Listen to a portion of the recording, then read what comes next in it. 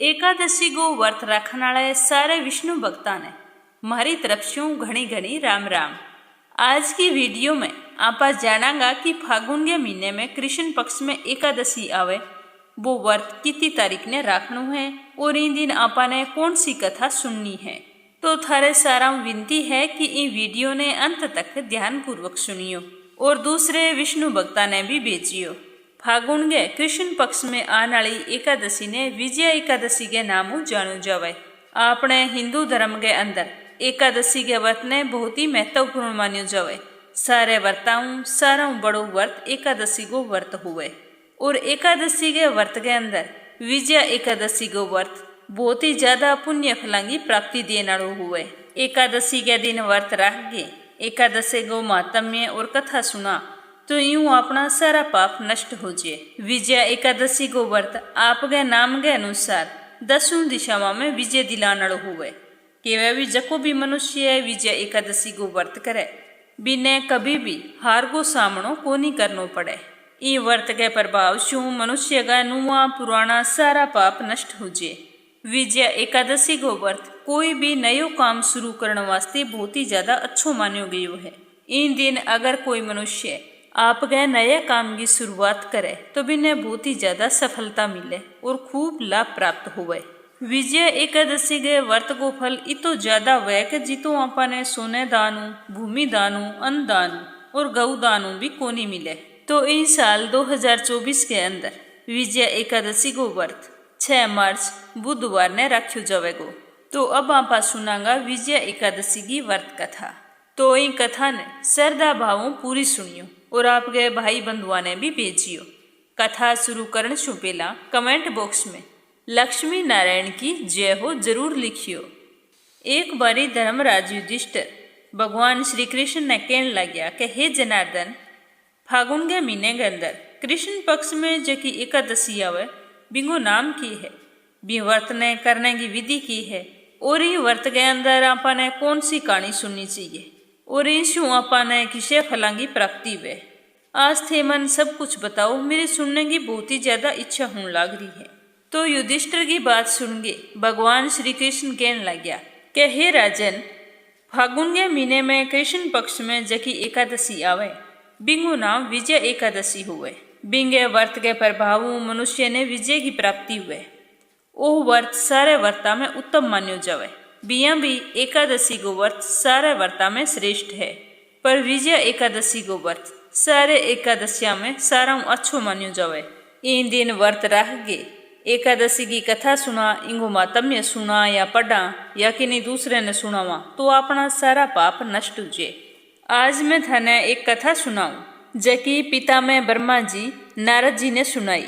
ध्यान पूर्वक सुनियो। एक बार देवर्षि नारद ब्रह्मा जी ने कहने लग्या कि महाराज, थे मने फागुन के महीने में जकी कृष्ण पक्ष की एकादशी आवे बिंगो सारो विधान बताओ। तो ब्रह्मा जी कहने लग्या कि नारद, फाल्गुन के महीने में कृष्ण पक्ष में आने वाली एकादशी विजय एकादशी के नामों जानी जावे। आपके नाम के अनुसार अपना नुआ पुराना सारे पापा ने नाश करने वाली वे। अगर इन दिन कोई भी व्यक्ति विधि विधानों व्रत रखे और श्री हरि विष्णु की पूजा अर्चना करे बिना कभी भी आपकी जिंदगी में हार को सामनो को नहीं करना पड़े। विजय एकादशी के बारे में या इनकी विधि आज तक मैं कि नहीं कौन बताई। आज बहुत ही प्रेमवश होके तन बताने लग रही हूँ, तू ध्यान सुनी। त्रेता युग की बात है, जब भगवान श्री राम ने राजा दशरथ कैकेयी के कहने पर 14 साल को वनवास दियो। तो भगवान श्री राम, लक्ष्मण जी और सीता मैया वनवास वास्ते घरों निकल पड़िया और चालता चालता पंचवटी में जा पहुंचा। बठे जाके भी रहने लग गया। तो एक दिन सीता मैया कुटिया पर अकेली ही बिन टाइम रावण एक साधु को वेश बना के भिक्षा लेने वास्ते आयो। तो कुटिया के आगे लक्ष्मण जी की लक्ष्मण रेखा खींचेड़ी और सीता मैया ने केड़ो भी यूं एक कदम भी आगे ना रखियो। तो सीता माता साधु ने बोली कि बाबा, मैं ही रेखा गए अंदर ही भिक्षा डालूंगी। तो रावण के बेस में आयो साधु कहने लग्यो कि मैं तो अगर भिक्षा 12 कदम रख गए एमन भिक्षा देवेगी तो ही भिक्षा लेके जाऊंगा, नहीं तो बिना भिक्षा चलियो जीशू। तो सीता माता सोचो भी बिना भिक्षा के जावेगा तो बहुत ही बड़ो पाप हुएगो। तो जिये ही सीता मैया लक्ष्मण रेखाओं 12 कदम रख के साधुन भिक्षा देन लगी तो रावण बिने बठू उठा के ले गयो। जब भगवान श्री राम और लक्ष्मण जी आया तो बाने सीता कठे दिखाई कौन दी। बाईने बिने आवाजा लगाई पर कोई जवाब कौन मिलियो। तो राम और लक्ष्मण दोनों बहुत ही दुखी व्याकुल हो गया और सीता जी ने इन्हें बिना दौड़ दौड़ के ढूंढन लग गया पर सीता को कोई तो पतो कौन लग्यो। बे ढूंढता ढूंढता एक जटायु कन पहुंचा। वो बिन टाइम आपकी अंतिम सांसा गिणन लाग रहो। जिया ही बन राम और लक्ष्मण ने देखियो तो बन कियो भी मैं थारो इंतजार करो। सीता ने तो रावण उठा के लंका ले गयो। ई तो बताता ही ए जटायु तो मृत्यु ने प्राप्त हो गयो। अब राम और लक्ष्मण ने तो वो भी पतो कोनी हो भी रावण सीता ने लेगे लंका गयो है या और की नहीं लेगे उठ गयो। तो बे अंदाजा हुई सीता माता की खोज करन लग गया। खोज करता करता ऋषि मुख पर्वत पर जा पहुंचा। राम लक्ष्मण बठ जिया ही पहुंचा तो बठे सुग्रीव बिंगी सेना आई। बाबा ने देख गे भयभीत होगी सोचो भी ये कौन आ गया। तो सुग्रीव हनुमान जी ने भेजो भी जाओ बा दोनों को पतो लगा गया हो कि वे दोनों धनुर्धारी कौन है। तो हनुमान जी बा कन गया तो देखा वे तो भगवान श्री राम और लक्ष्मण आ। तो बा ना को कंधा पर बिठा के सुग्रीव के कने ले आया और बाऊ मुलाकात करवाई। तो वे आपस में मिलने सारा मित्र बन गया। और राम ने पूछो भी थे दोनों भाई इन तरीके जंगल में किया घूमन लाग रहे हो। तो राम और लक्ष्मण सीता के बारे में सारू की सुग्रीव ने बताई और सुग्रीव भी आपकी समस्या भगवान श्री राम और लक्ष्मण ने बताई। तो राम आपके मित्र सुग्रीव ने कहो भी मैं तन थारू राजपाट दिलाऊंगा, ये मैं थारी खूब मदद करूंगा। तो सुन गए सुग्रीव बहुत ही ज्यादा खुश हुए और कहने लगे भी मैं भी थाने सीता ने ढूंढन में बहुत मदद करशू। इन तरीके दोना अग्नि ने साक्षी मान के एक दूसरा वादो करियो और आपकी मित्रता ने पक्की करी। अब भगवान श्री राम ने तो सीता की खोज करनी और सुग्रीव ने आपको राज्य और आपकी पत्नी वापिस प्राप्त करनी। क्योंकि सुग्रीव आपके भाई बालियों युद्ध करे तो श्री राम की बहुत ही ज्यादा जरूरत थी और श्री राम ने सीता जी की खोज वास्ते वानर सेना की जरूरत थी। तो इन प्रकार उन दोनों एक दूसरे की मदद करने को संकल्प लियो।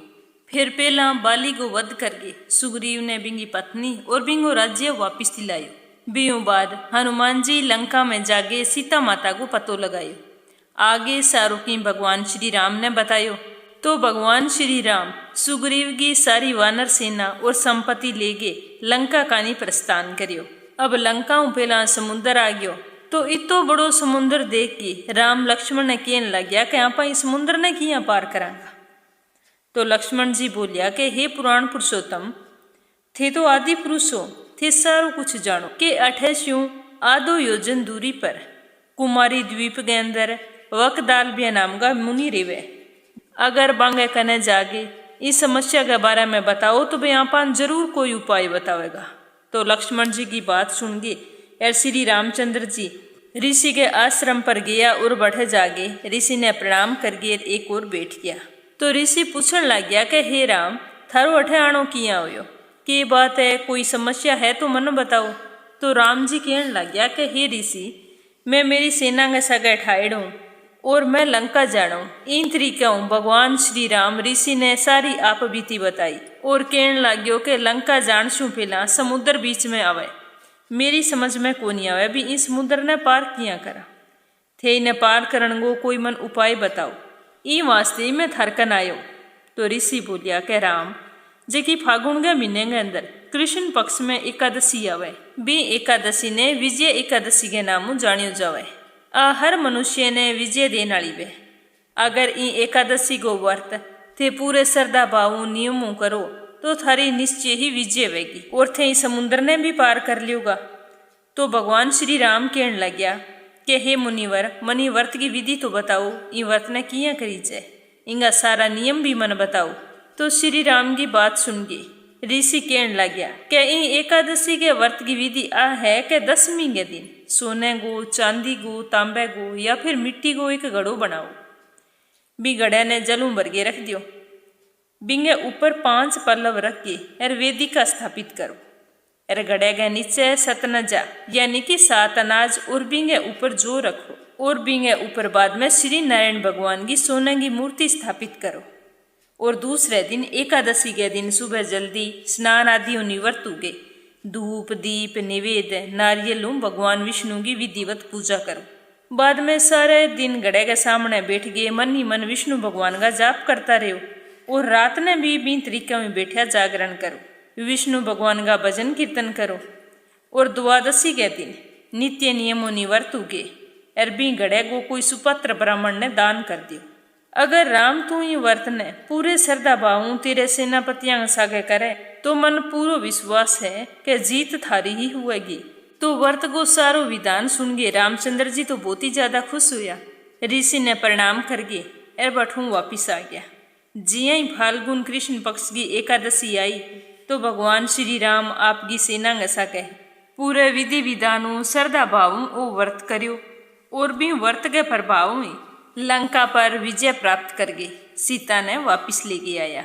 ई तरीके कथा सुनाता ब्रह्मा जी नारद जी ने कहने लग गया कि हे पुत्र, जको भी कोई मनुष्य इन व्रत के महात्म्य ने पढ़े या सुने या फिर सुनावे, भी मनुष्य ने वाजपेयी यज्ञ फलां की प्राप्ति हुए। तो कथा सुनागे श्री कृष्ण भगवान कहने लग गया कि हे राजन, आ कथा और ओ व्रत जिया की ब्रह्मा जी बतायो, बिया कोई मनुष्य विधि विधानों करेगो तो भी न आपकी जिंदगी में हर कदम पर सफलता मिलेगी और कभी भी हार को सामनो कौन करना पड़े।